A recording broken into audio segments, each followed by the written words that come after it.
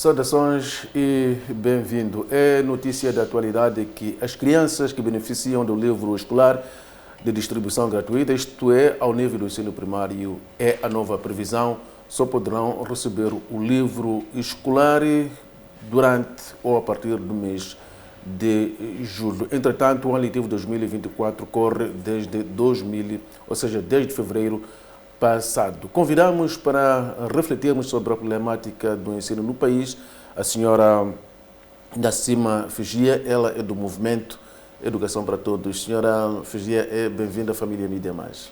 Muito obrigada, é um prazer estar aqui. E vamos começar exatamente por aqui, para esta nossa reflexão que vai durar ao longo dos próximos minutos. É notícia de atualidade que as crianças do ensino primário só vão receber o livro escolar de distribuição gratuita em julho. Entretanto, o ano letivo já vai quase completar metade do tempo previsto. O que é que isto pode significar para este ano letivo em concreto? Do ponto de vista do cumprimento dos programas, do ponto de vista da qualidade do ensino que é assegurado para estas crianças. Muito obrigada. Começar por dizer que, porque a educação é tarefa de todos nós e há toda uma responsabilidade de conseguirmos encontrar estratégias que possam garantir que as crianças possam aprender. Notamos que realmente isto vai exigir ou exige por parte dos professores maior esforço para garantir que efetivamente as crianças possam aprender. Esse esforço não só vai se limitar na sala de aula, mas também na criação de outras condições para que esta criança possa ter alguns instrumentos de orientação para o seu estudo individual, ou seja, em casa. Também é uma responsabilidade acrescida por parte dos pais, encarregados de educação, porque o livro sempre é um complemento, é um suporte básico, fundamental para a criança utilizar como meio de consulta, e não só os próprios pais encarregados de educação também têm essa necessidade de confirmar, de consultar o livro, etc. Mesmo fazer alguns exercícios que o professor possa orientar para serem feitos em casa, o livro é sempre um instrumento crucial. Nestas condições, há que duplicar o esforço ou multiplicar o esforço, principalmente por parte do professor e não só por parte dos próprios encarregados de educação. O que é de lamentar, não é? O que é de lamentar porque a responsabilidade de garantir que a criança tenha o livro a tempo e horas é do Ministério da Educação e Desenvolvimento Humano. E quando isso não acontece, há toda uma necessidade, é o que estamos a fazer, de pressionar o Governo, neste caso concreto o Ministério da Educação e Desenvolvimento Humano, para que tenha maior sensibilidade sobre esta situação e encontre estratégias mais eficazes para garantir que efetivamente o livro esteja nas mãos da criança. Um apelo especial vai para o professor que deve multiplicar os esforços para poder fazer face a esta situação prevalecente. Mas é preciso ter em conta o ambiente em que este professor está. Estamos num contexto marcado por muitas contestações por falta disto e daquilo. Com certeza, como é que este mesmo professor é certeza. Desafiado Exato. a dar um pouco mais de si? É sempre contexto. desafiado. O papel do professor é um papel que, digamos, um verdadeiro professor não tem limites em termos de esforços que faz. Eu fui professora há anos e anos, desde a independência deste país, e me lembro que na altura nós não tínhamos efetivamente livro nenhum. Mas tínhamos um grande apoio pedagógico por parte do setor. Isso nos facilitou bastante o nosso trabalho. Neste momento, o professor, naturalmente, que estamos numa conjuntura que estão em reclamações das condições de trabalho, Agora, mais do que nunca, há mais uma exigência. Só nos resta realmente apelar ao professor para que sinta esta necessidade e veja a criança como um ser humano que precisa estar ali para aprender.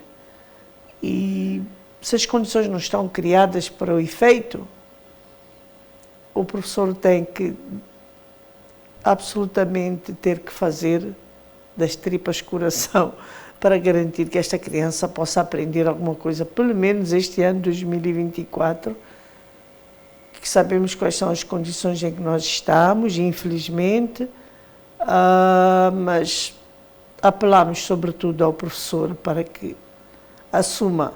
A criança não tem culpa, a criança é um direito ter acesso à educação e aprender, não é?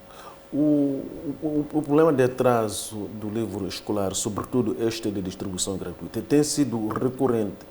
Sempre que inicia o ano letivo, é notícia de atualidade que se ouve quase todos os dias. O que é que isto estará a denotar? Eventual déficit na planificação ou haverá outras razões por detrás disso, na vossa opinião? Bom, para nós não se trata apenas de um problema de planificação, porque acredito eu que, aliás, vimos que em termos de planificação tudo está claro. Mas, infelizmente, transferir essa planificação para a prática aí é que é o calcanhar daqueles. Porque tem que ser uma planificação mais participativa. O livro é um instrumento que a criança, não só a criança, a família, o próprio professor, enfim, deve confiar neste instrumento. E quando este instrumento aparece com muitas lacunas, com problemas, logo de imediato afeta negativamente aquilo que é a aprendizagem da criança. Então, eu acho que há necessidade de se encontrar estratégias mais eficazes. O próprio Ministério tem que ter essa responsabilidade. Quem é que está ou quem é que é selecionado para fazer parte deste processo? E isso tem que ser um processo transparente. Quando eu digo um processo transparente, é um processo participativo que toda a sociedade sabe, tem informação sobre o que é que vai acontecer ou o que é que está a acontecer relativamente a esta questão do livro escolar, a produção, fazer chegar o livro à criança, etc. Então, nós não podemos sempre estar a falar em termos... Há uma comissão. Qual é a responsabilidade que é dada a essa comissão? Onde é que está isso escrito? Nós queremos ver mais transparência no processo, queremos saber, queremos ver caras, queremos fazer parte também do processo. Neste momento o processo não é participativo, não é transparente. Fica muito difícil assumir que é um processo transparente, que é um processo participativo, porque há muita limitação em termos de informação. E só nos apercebemos que efetivamente o processo não correu bem, as pessoas nunca são responsabilizadas, ou se são responsabilizadas, há muito questionamento que não é satisfeito. Então, isso tudo nos preocupa e por isso é que nós queremos efetivamente um processo mais participativo, um processo mais envolvente e de responsabilização. Nós temos que saber, temos que ver quem são as pessoas que fazem parte da comissão, quais foram os critérios que foram usados para a seleção desse grupo, não é? Que instituições é que são envolvidas, quem é que representa essa instituição, para podermos também, em algum momento, responsabilizarmos, não é? Porque não basta só falarmos em comissões, Há instituições, temos o INDE, por exemplo, tem essa responsabilidade. Mas então, por que é que falhou? Qual é que tem sido o grau de envolvimento do Movimento Educação para Todos neste assunto da produção e distribuição do livro escolar? Bom, neste momento podemos dizer, se calhar, que ainda não é aquilo que nós desejamos. Nós queremos uma presença mais presente, digamos assim, desculpem a redundância, mas uma presença também mais responsável, não é? E não apenas um informe que depois na prática vê-se que esse informe não está a corresponder àquilo que foi passado. Então, daí que nós estamos mesmo muito preocupados com esta situação e estamos a ver se tomamos um posicionamento mais incisivo, digamos assim, para que nos próximos anos, mesmo a partir de 2025, nós possamos ter já o livro em janeiro nas escolas. Porque já o professor enfrenta muitos desafios. O número de alunos na sala de aula e sem livro, sem condições para sequer para imprimir ou para mesmo que produza uma ficha de apoio, há muita limitação em termos de que toda criança tem acesso a esta ficha de apoio. O Movimento Educação para Todos sente que há algum fechamento por parte do governo naquilo que devia ser o contrário, ou seja, seria necessária uma grande abertura, maior inclusão de todos os atores para ajudar neste processo? Não se trata exatamente de um maior fechamento, porque afinal nós temos até um memorando de entendimento assinado e para qualquer tipo de intervenção no setor da educação, o MEPT é a porta oficial para se fazer, portanto, para que o Ministério tome conhecimento daquilo que as organizações da sociedade civil, pessoas singulares, o setor privado queira contribuir ou complementar aquilo que é o trabalho da educação, possa usar, portanto, este mecanismo para chegar, portanto, ao Ministério e podermos trabalhar em coordenação e em função daquilo que são as políticas, as estratégias do próprio setor. Em algum momento já tivemos um encontro com o elenco do Ministério para melhor esclarecer o nosso papel relativamente ao setor da educação. Mas eu penso que ainda há muito mais temos que fazer, né? Precisamos, se calhar, de repensar o que é que nós organizamos em coordenação com o próprio Ministério, em termos de estrutura de trabalho.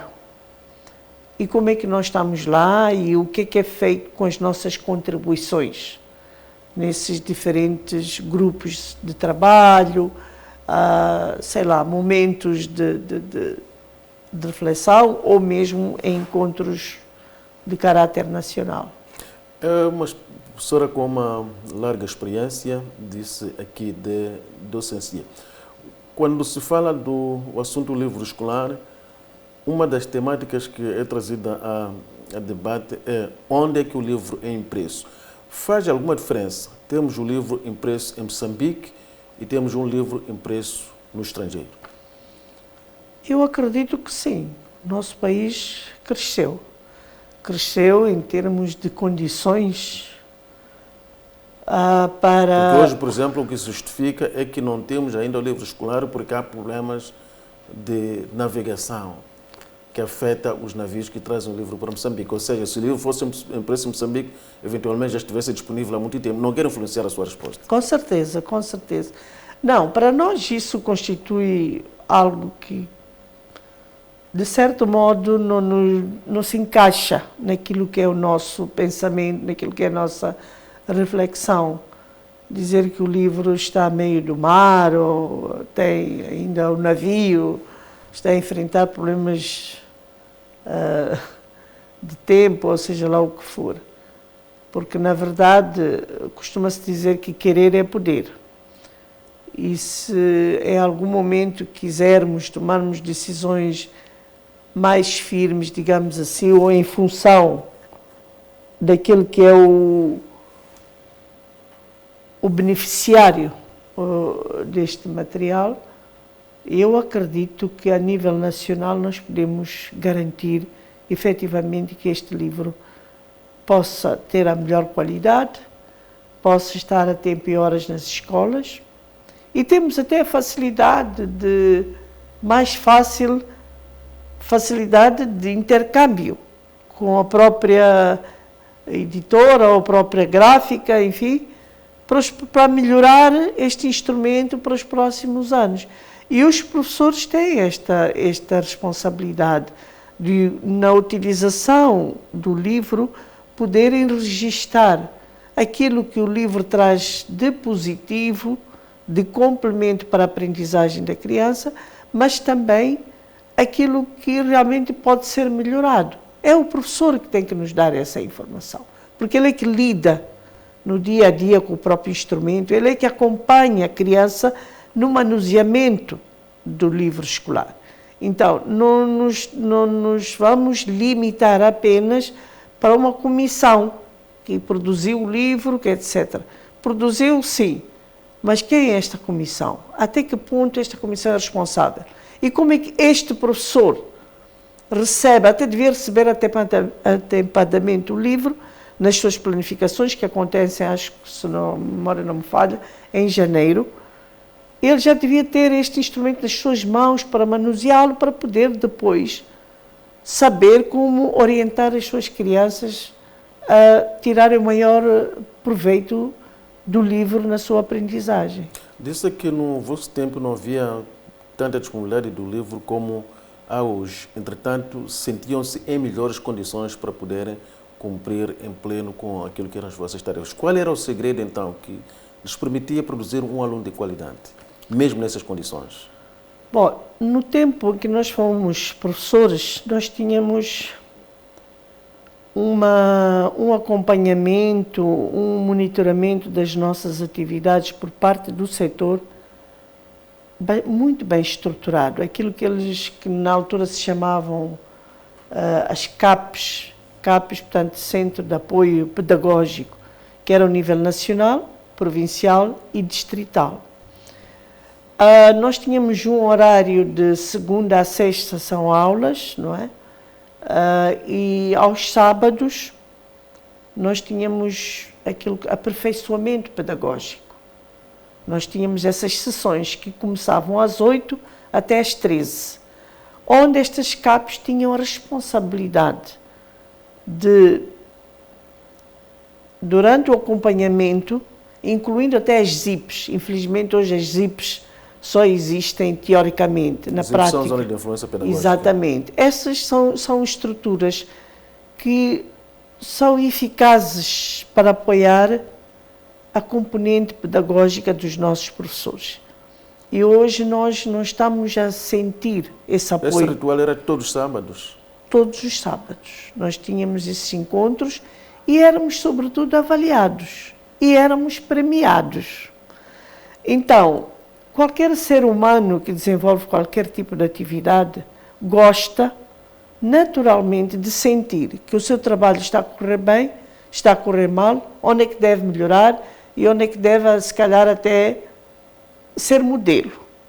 Infelizmente, hoje nós não temos isso. E às vezes a premiação não importava se era material, basta uma palavra de apreço. Ou um quadro, um tipo de cartolina, que era o diploma de honra. Quando um professor numa escola conseguia levar os seus alunos a produzir, por exemplo, o jornal de parede. Hoje em dia, o jornal de parede não está fora. Nós vemos a nível internacional mesmo, há muitas escolas que fazem isto. E por que é que nós não podemos continuar a fazer isto? Porque ao fazer o jornal de parede, é uma forma de aprendizagem também. É o envolvimento da criança na busca da melhor informação sobre um determinado tema. Então, nós tínhamos este acompanhamento, que para nós era um suporte pedagógico bastante valioso. Depois tínhamos as reuniões dos grupos de disciplina. Essas reuniões de grupos de disciplina eram planificadas pelo departamento pedagógico da escola. Então, não era algo que, pronto, estávamos ali e discutíamos assim. Eu, sinceramente falando, tive o privilégio, ainda tenho, de visitar, de trabalhar com muitas escolas deste país. E quando chega esta hora da planificação, etc., o que está no topo não se trata da planificação, mas o que é que eu vou ganhar? O professor também quer ver o seu esforço de alguma maneira compensado. Ora, eu acredito que não se trata apenas de valores monetários. O que eu percebo neste momento é que o professor não se sente enquadrado no sistema. O professor não está enquadrado. E isto por quê? Exatamente porque, a nível central, também a forma, a estrutura que nós temos de garantir esse enquadramento, porque ao sentir-se enquadrado, ao mesmo tempo você se sente responsável pelo trabalho que você faz. E, infelizmente, nós temos muitos problemas que acontecem nas escolas. Fazemos estudos, muitos de nós fizemos muitos estudos para perceber. E depois de fazer os estudos, ações de seguimento são ainda muito fragilizadas. Como é que os valores que citou aqui foram descontinuados? É através de um decreto, de alguma legislação? Como é que aparece, portanto, como é que acontece esta descontinuidade? Acontece porque, pronto, produziu-se o Estatuto do Professor e este mesmo professor não conhece o Estatuto. Então, há um desconhecimento das normas de funcionamento, porque também não há um esforço de fazer conhecer. Nós, e há bem pouco tempo até, em janeiro, cada escola tinha que ter uma equipe, criava uma equipe envolvendo alunos, pais encarregados de educação, professores, para a produção do seu regulamento interno da escola, com base no regulamento geral, que é produzido pelo próprio Ministério. Ora, olhando para aquilo que são as características da sua escola, em termos de número de alunos, situação geográfica, enfim, toda uma série que estão lá definidos, tinha que se produzir o regulamento interno. E este regulamento interno tinha que ser conhecido pela comunidade escolar, antes do início das aulas. Mas, infelizmente, hoje, você chega a uma escola e pergunta: vocês têm regulamento interno? O que te apresentam é o regulamento geral. Ora, quem é que é responsável por garantir que as escolas tenham e usem o regulamento interno da escola? Em princípio, devia ser a inspeção geral, a inspeção do setor da educação. Mas é uma inspeção que também tem as suas limitações. A minha última carreira foi de inspetora pedagógica, e eu notei isto. Eu me apercebi que, efetivamente, a inspeção geral, que em princípio até devia estar desligada, não inserida dentro da orgânica do próprio Ministério. A inspeção não é para policiar, não é para punir. A inspeção é um órgão de apoio às escolas, ao setor. E tem que ter esta estrutura, tem que ter esta funcionalidade. Tentamos, em algum momento, produzir, portanto, um estatuto orgânico da própria inspeção. E, infelizmente, até hoje não foi aprovada. E isso é triste, muito triste, porque depois temos uma inspeção que, em termos concretos, a sua responsabilidade está muito diluída. Vemos equipas que se organizam para fazer supervisão pedagógica. E muitas vezes naquelas equipas não está lá o inspetor. E se está, quase nada mesmo tem a função do inspetor. Porque o inspetor devia ser a personalidade que lidera. E temos inspeção a nível distrital, temos inspeção a nível provincial e temos a nível nacional. Mas os mecanismos de funcionamento, as condições, etc., fica muito difícil de perceber qual é a função de uma inspeção. E se olharmos para outros setores, por exemplo, o Ministério das Finanças, o Ministério da Saúde, etc., tem também uma inspeção. E é a inspeção que funciona. Sim, a questão como é que se diz, atividades económicas. Quem é que nos traz aquilo que é a reclamação da sociedade? São os inspetores. E não é para punir, é mesmo para fazer cumprir aquilo que está na lei. E o professor tem que sentir isto, tem que perceber. Na educação, a inspeção não acontece em termos práticos. Se acontece, acontece de uma forma ainda não satisfatória. Ainda não satisfatória. Estas disfunções todas na cadeia completa do sistema de ensino em Moçambique que estará a determinar a qualidade de ensino que temos hoje? Sim, contribui, sem sombra de dúvida. Se a inspeção funciona eficazmente, porque aí é a tal coisa, enquadra as pessoas na sua responsabilidade. Sim, nós vamos saber que vamos a uma escola, a direção da escola não tem regulamento interno. Se não tem regulamento interno, como é que funciona? Mesmo uma família na sua casa, pai, mãe e filhos, tem normas de funcionamento dentro daquela família. Podem não estar escritas num regulamento, mas sabem, os filhos sabem, a mãe sabe, o pai sabe. Como é que nós funcionamos aqui, como família, dentro deste edifício? Então, isso é responsabilidade da inspeção, ver como é que as políticas, as estratégias do setor estão a ser implementadas nas escolas, sobretudo.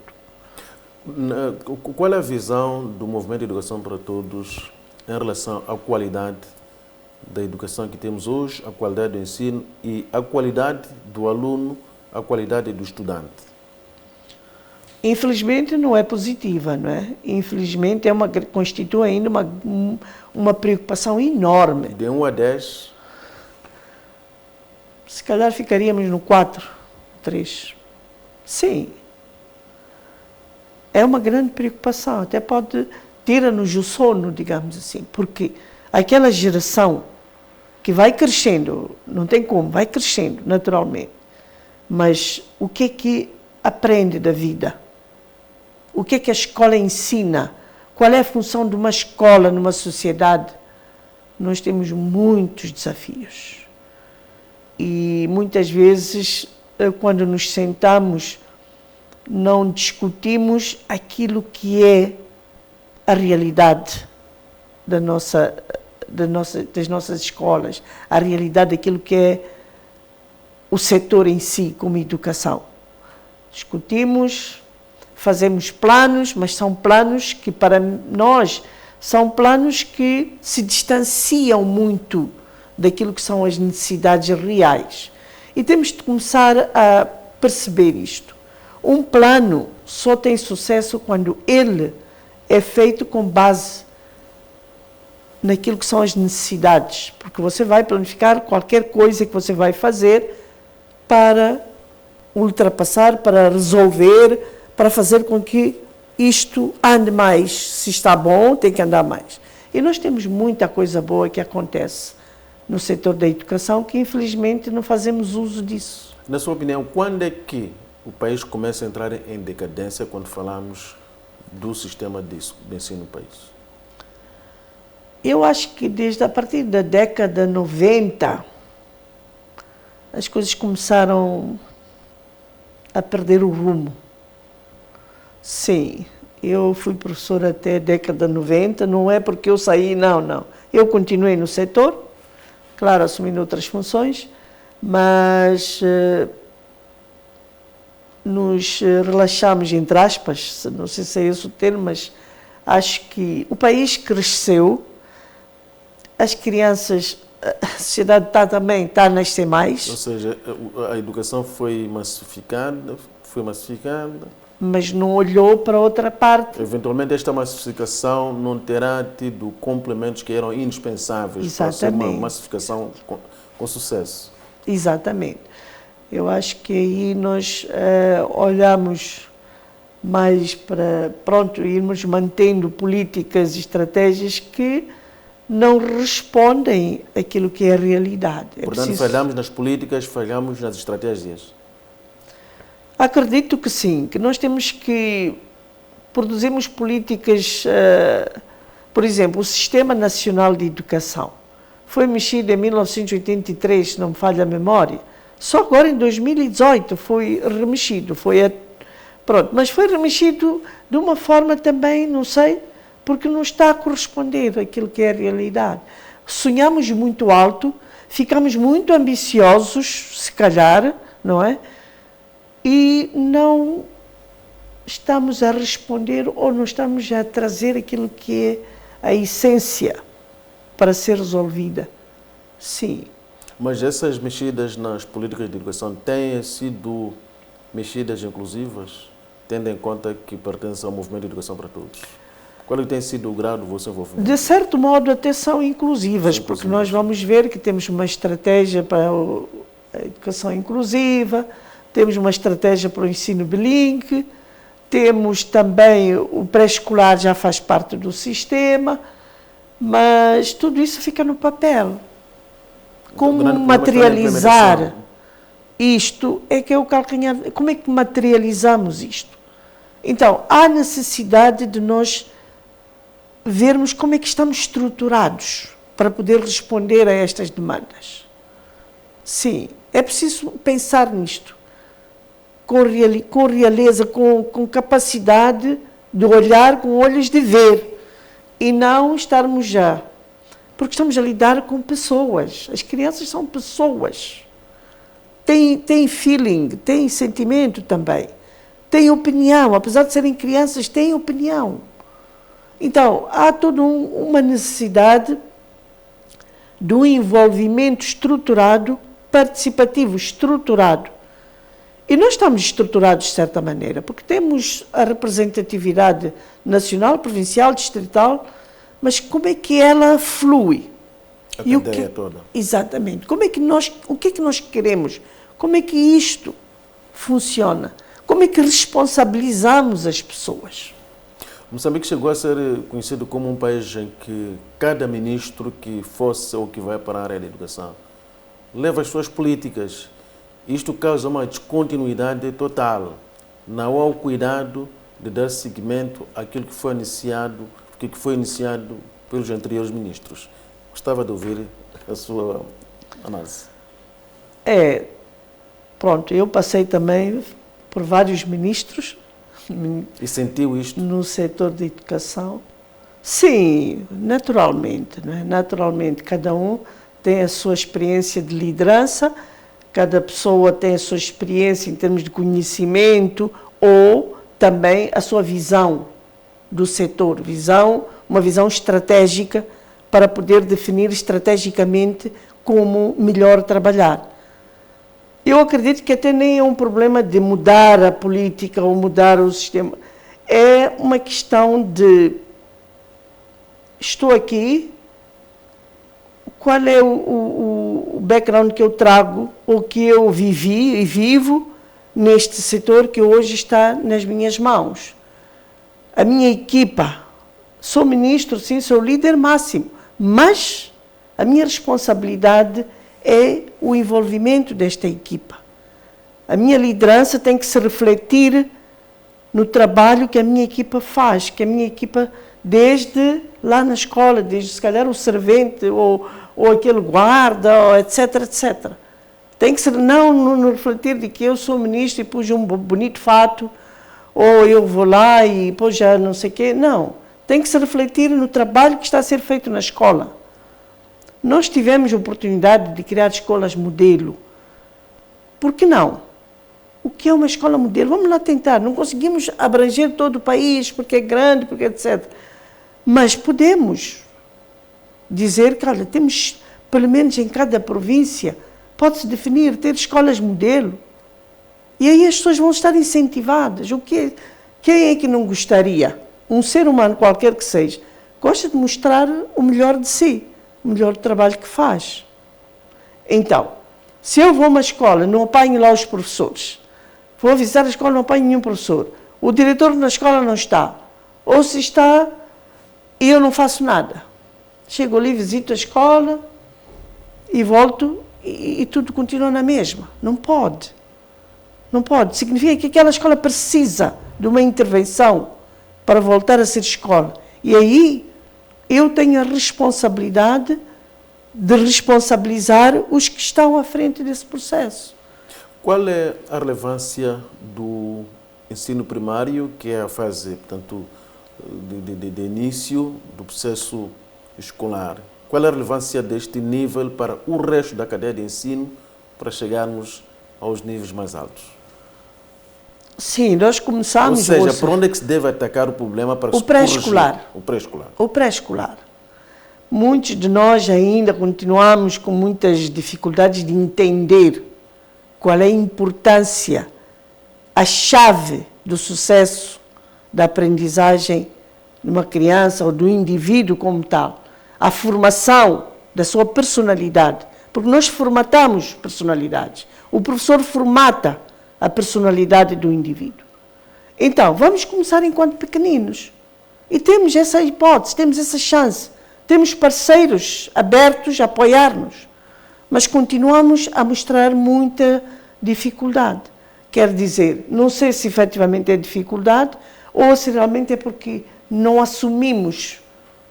Mas temos que ver, temos que ter uma visão mais aberta para o mundo e ver países em que temos pessoas não só de conhecimento, porque o conhecimento não chega.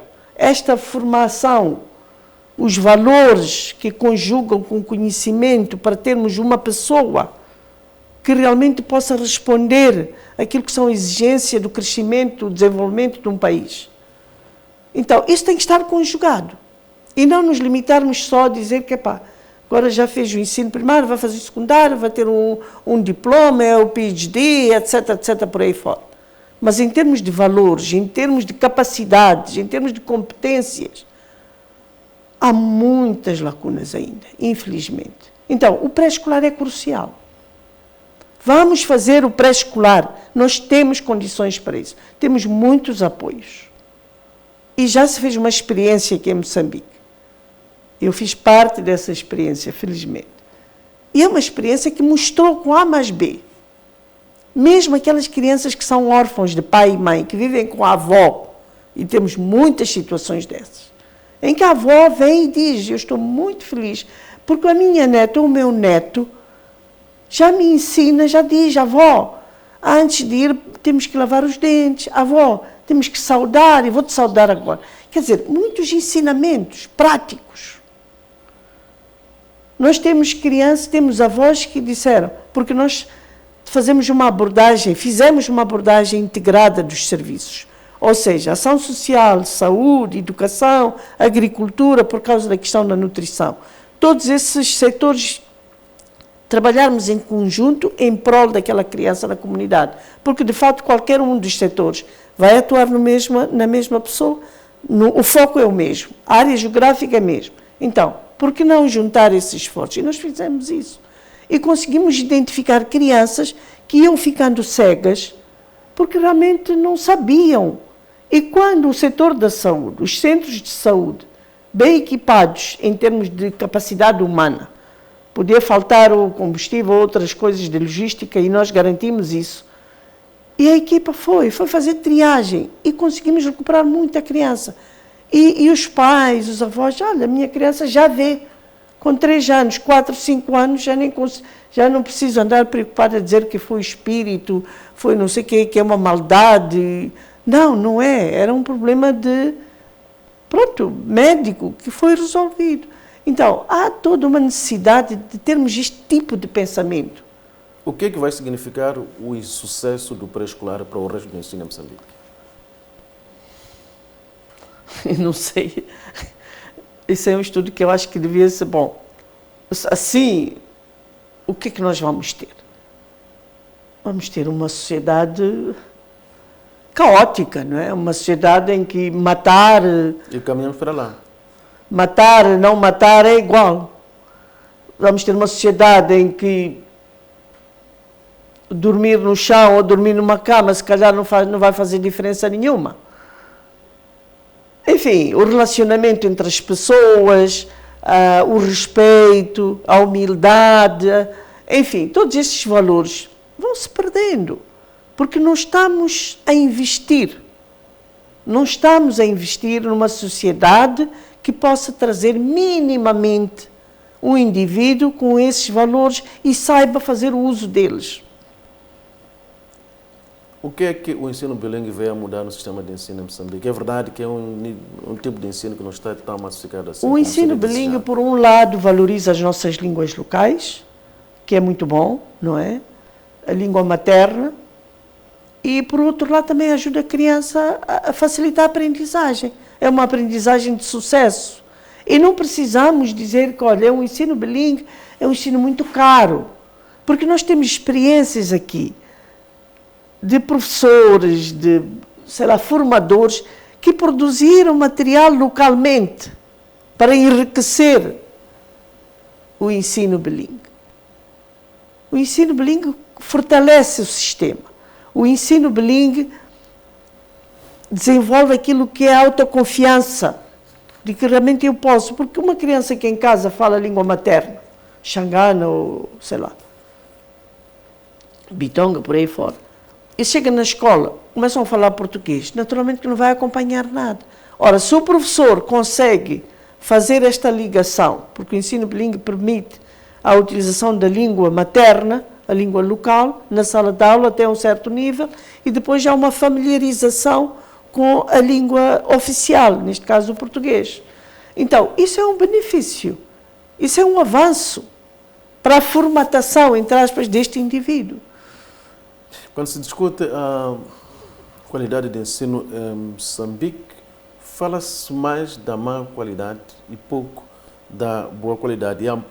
E aponta-se, entre outras causas, a falta de certificação dos graduados de ensino técnico e falta de exames nacionais rigorosos para a seleção de candidatos à formação, para além de superlotação das turmas. Por outro lado, a afetação de professores sem competências necessárias nas escolas, sobretudo nos centros de formação técnica e nas instituições de ensino superior, contribui para a má qualidade de ensino em Moçambique. Eu gostava de ouvir o seu ponto de vista numa altura em que também se diz que hoje a docência já não é mais por vocação, que é aquilo que seria desejar, mas sim por busca de emprego.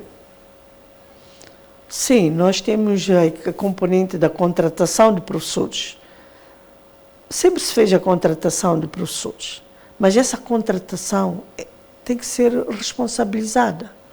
O Ministério da Educação tem que saber que vai contratar pessoas que sejam por uma questão de que não teve emprego e pronto, vai sendo professor porque é só chegar ali, blá, blá, blá e pronto. Mas a responsabilização pelo setor é crucial. Não podemos contratar e pôr na sala de aula um indivíduo que nós nem sabemos como é que ele vai gerir aquilo. Então, há um investimento que tem que ser feito nesse grupo de contratados para, num período, sei lá, 6 meses, ver se realmente vale a pena continuar com aquele contratado ou não. Há muitos professores que são contratados, mas que depois passam para a efetividade porque realmente demonstraram isso. Em algum momento houve isso. Essa questão dos certificados, eu acho que é uma questão administrativa.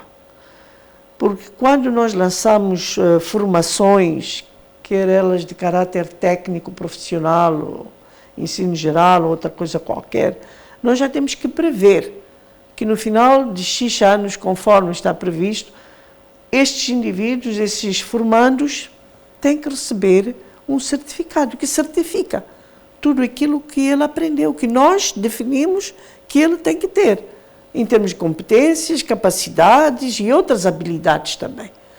Ora, quando começamos a dizer que, olha, porque o certificado não sai 3 anos, eu tenho acompanhado às vezes assim na comunicação social, que há muitos alunos que ainda já há 3 anos que não têm o certificado. Eles não têm culpa disso. Eles não são culpados. Então, falta responsabilização. Estamos a diluir muita coisa. E às vezes damos um passo maior que a própria perna.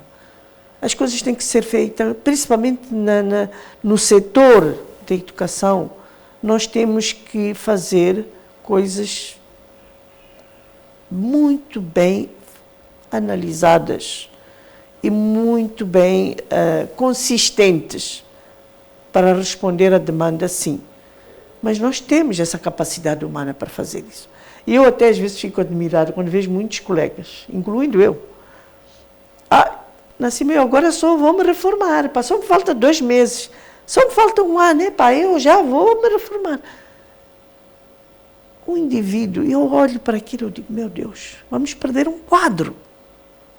Vamos perder um quadro. E o setor precisa deste quadro.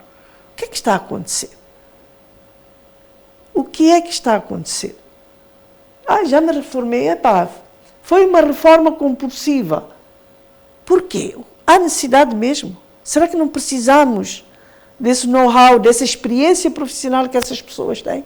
Esses colegas todos que andam e viram-se a fazer outras coisas, porque sempre há alguma forma de sobreviver, não é? E vamos tirando o pessoal assim, porque já atingiu 60 anos, vai-te embora. Não pode. Nós precisamos dessas pessoas para fazerem aquilo que eles já dominam, conhecem, viveram. Claro, e se esforçaram em estudar para aumentar o seu conhecimento, para beneficiar cada vez mais. Mas quando estão maduros para isso, ou a maturidade ainda é maior, é quando nós desligamos a ficha. Na sua opinião, está a haver uma crise na sucessão de gerações?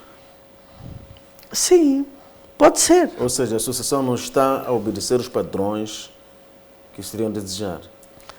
Eu acho que não. Eu acho que nós precisamos de rever este assunto. A idade são números. A idade do indivíduo são números, são apenas números.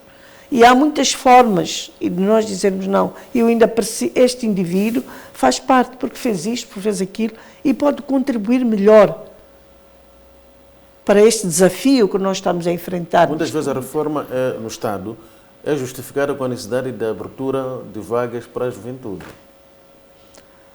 Sim, mas essa juventude precisa de uma orientação. Nós temos professores muito jovens que vão ao Instituto de Formação, ficam lá 2, 3 anos, seja lá o que for, mas ainda, e chega na sala de aula, eu já vivi essas situações, ficam assustados, porque para eles o que aprendeu no Instituto de Formação, mesmo aquele estágio que fizeram naquelas escolas ali à volta, não demonstram ou não trazem aquilo que é a realidade que eles vão enfrentar quando são colocados aí nos distritos, nas comunidades, etc. Eu sinto, porque é um jovem que está ali, também, as crianças também são crianças, ele pode ter 21 anos, pode ter 22 anos, mas em termos de maturidade profissional, em termos de capacidade para gestão, muito pouco tem. Então vai se limitar a fazer o que faz, e se aprendeu, aprendeu, se não aprendeu, não aprendeu, mas eu sou o professor. Eu fui colocado, eu sou o professor, tenho a faca e o queijo na mão e ponto final. No fundo, acabam tendo este tipo de... Conscientemente, inconscientemente, a responsabilidade não é deles. Senhora Nassima Figia, nós temos estado a deparar com situações em que professores, sobretudo a nível primário, cometem um tipo de erros que até são corrigidos por aquelas crianças que eles deviam estar a ensinar. Isto é uma realidade um pouco por todo o país. Gostava de poder beneficiar da sua análise. Sim, é um facto, não podemos negar, é um facto, é uma realidade. Mas por que isso acontece? Temos que investigar, temos que ver por que isso acontece.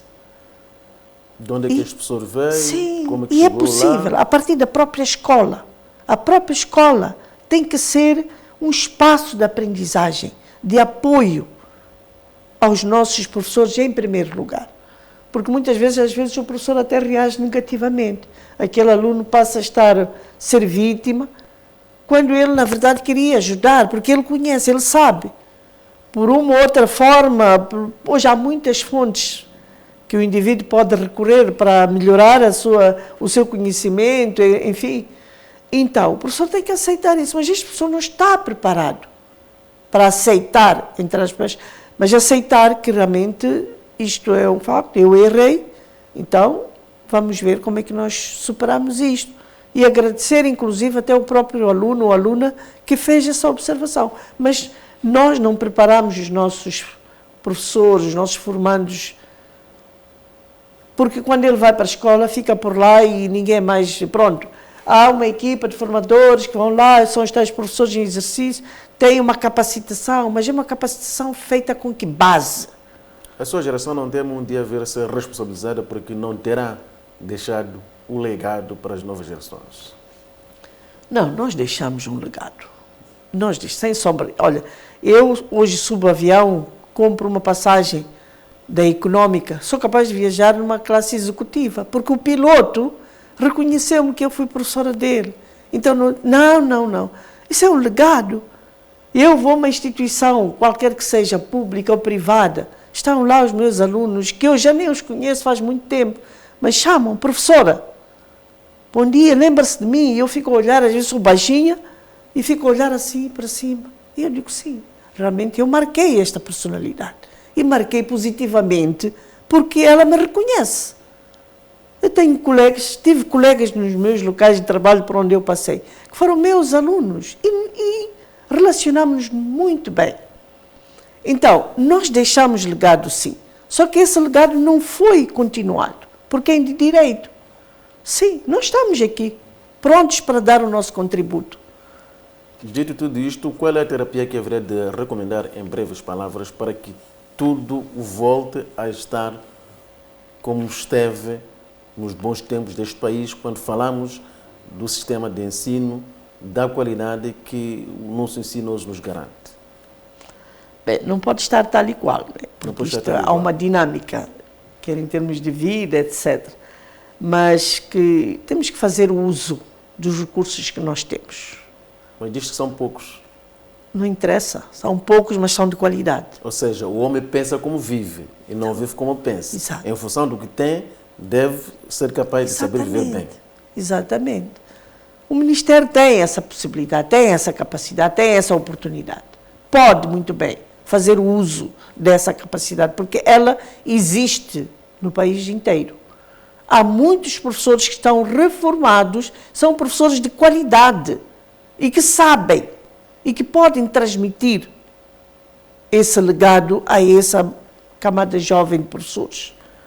É preciso que haja responsabilidade, não é? Um excelente ministro é tudo. Não. Excelente em que sentido? Aí é que está, nós temos que ver. Excelente em que sentido? Todos nós somos excelentes. Todos nós, eu acredito.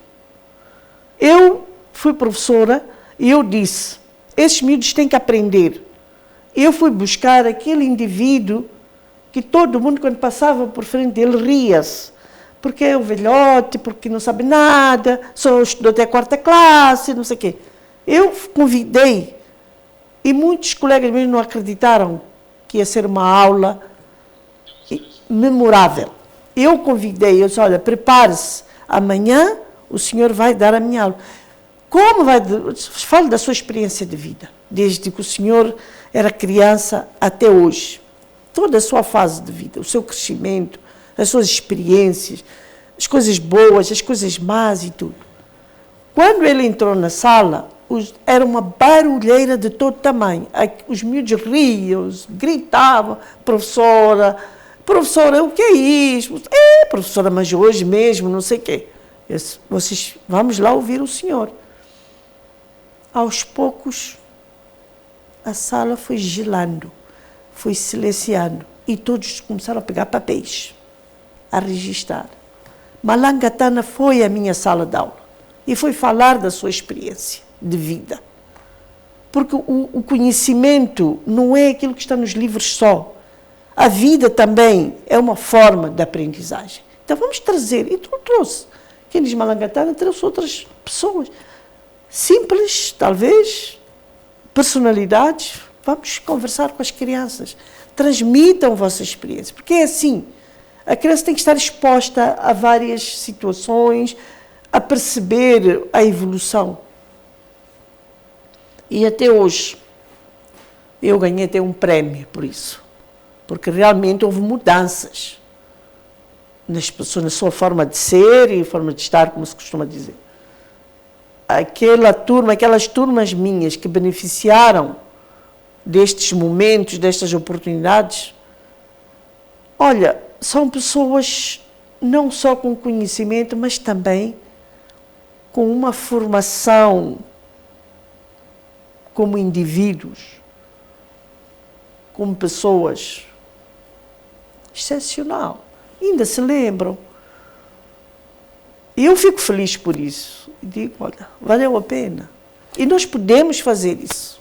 A sociedade, sobretudo o meio urbano, passa por uma crise. Hoje, quando falamos das nossas crianças, quando falamos da escola, que tem a ver com o consumo de álcool, o consumo de outras drogas.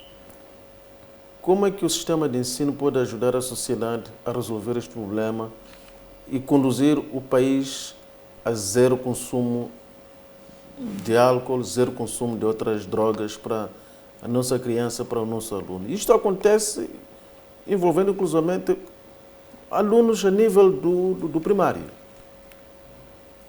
Naturalmente. Por quê? Porque simplesmente, é tão simples como isto. Tu hoje, desculpe tratar por tu, nós hoje entramos no recinto escolar e entrar numa feira não há diferença nenhuma. Mas está lá o professor com a bata, conforme está, às vezes com os botões todos abertos, não sei isso que tem que ser, não sei, para mim faz-me impressão. O uniforme que tem um modelo, que foi produzido para um determinado fim, para um determinado objetivo. Nós vamos ver um uniforme todo à maneira e ninguém diz nada. Então, tudo vai entrar. O bom, o positivo, o mau, tudo vai entrar naquele recinto e vai influenciar. Quem é que não quer vida fácil? Quem é que não se quer sentir feliz? Uma criança, você diz, olha, como lá esses doces são bons, são maravilhosos. Claro, está com fome, vai comer. Quais são as consequências disso? Ninguém diz nada. Põe um guarda no portão para controlar as entradas e as saídas.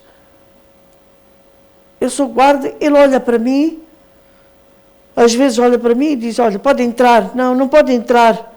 Por que não posso entrar? Não pode. Hoje o diretor disse que ninguém entra aqui. Então, os recintos escolares têm que ser recintos que transmitam valores, educação. E isso não é alguém que há de vir ali organizar as crianças. Não. É a escola, o elenco escolar.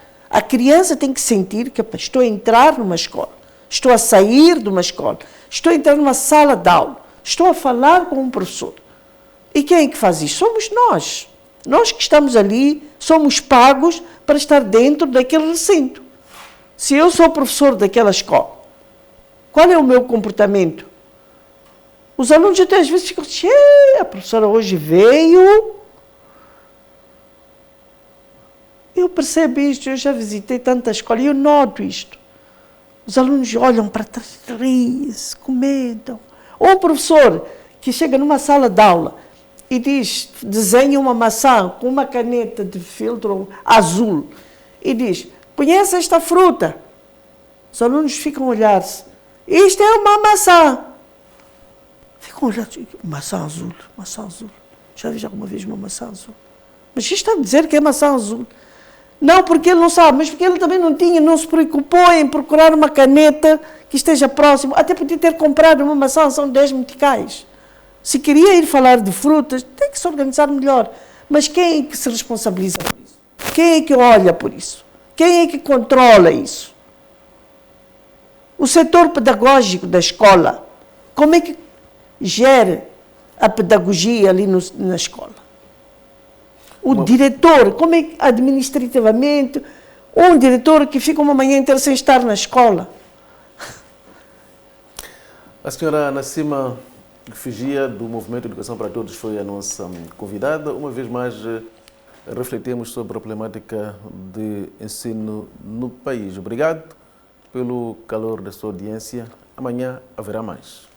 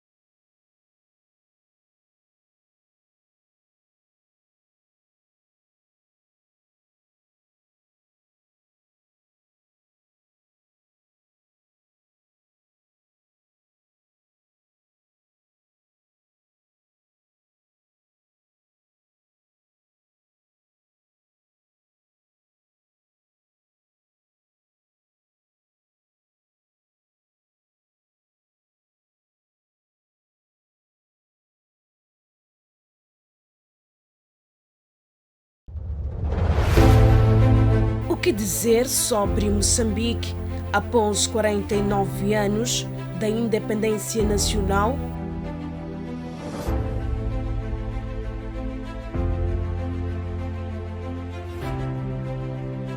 Sobre a atual governação?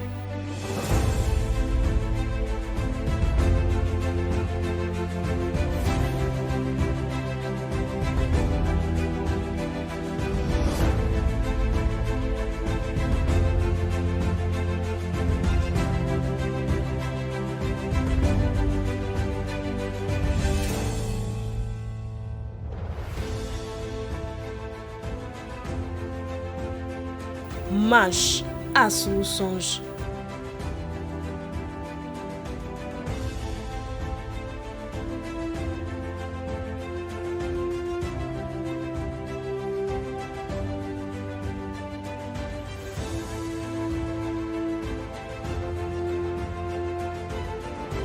A não perder esta terça-feira, às 20h30.